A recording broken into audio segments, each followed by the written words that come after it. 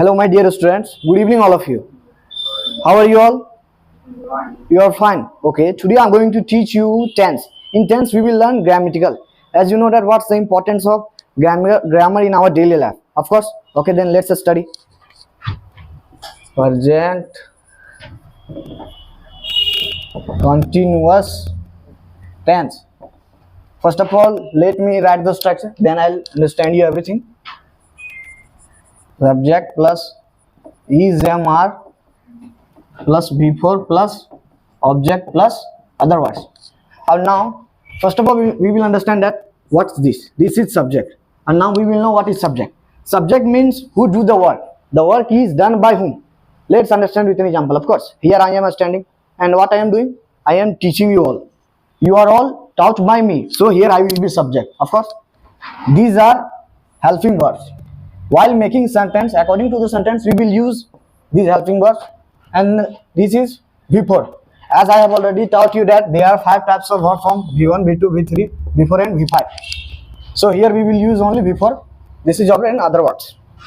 Now let's understand that where we will use these helping verbs. In singular we will use is, and if I talk about am only will be used in I. Of course, these are we will use are in plural verbs like you, they, we, and plural names. Okay, then let's understand with an example. Raj is cooking chicken. Of course, now here you can see that what's this? Subject. Who is subject? Raj.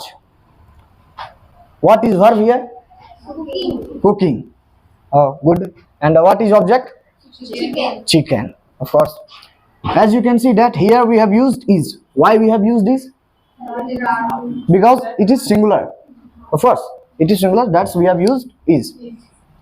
Now you can see yourself that here we have also used before, because I have already taught you that while making this type of sentence we will only use before. Now you can see yourself.